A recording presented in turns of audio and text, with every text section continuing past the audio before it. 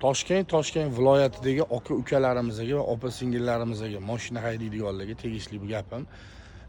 O'zinglar bilasizlar, mashina bozor deganda Sergeli mashina bozor tushunishadi, hozirgi kunda Index bozor tushunishadi. Kanallar ham ko'payib ketdi, har xil Instagramda profillar ham ko'payib ketdi mashina sohasida.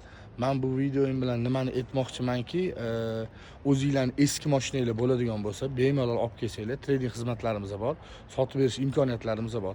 Agar yili baland bo'lib turib 2020-yildan tepa mashinanglar bo'ladigan bo'lsa, sota olmayotgan bo'lsanglar, olib kelsanglar, joyimizga qo'yib bergan holatda sotib berishga o'z hissamizdan qo'shamiz. Sizlar o'ylagan narxda.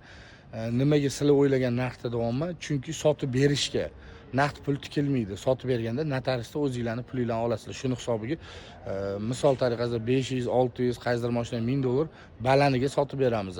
Shunaqa xizmat turlarimiz ham bor. Manzilimiz Indexda joylashgan. Opisanda nomerlarimiz bor. Telefon qilib bemalol faqat o'zingizlar mashinani olib kelsanglar.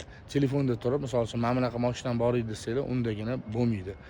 Bu gapni nima uchun aytayotganimning sababi, o'zinglar bilasizlar, mashina bozorida mashinalar juda ko'p, kanallar ham ko'p, profillar ham ko'p, hozir har xil reklama qiladiganlar ham ko'p. Eng asosiysi suvda keskin susayib ketgan hisobiga sotuv pasayib ketgan. O'shaning uchun sizlar o'ylagan narxda balandroq sotib beraman deganimning sababi shuni hisobiga.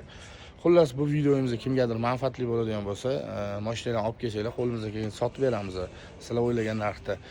Imkon qadar videoni maksimal darajada tarqatib, mashinasini sota olmay, o'z o'ylagan narxda sota olmay yurgan o'rtog'inglar bo'ladigan bo'lsa, bu videoni jo'natib qo'ysanglar, manzilimizga mashinasini olib kelsa, sotib beramiz. Joninglar sog' bo'lsin, yaxshilikda ko'rishinglar.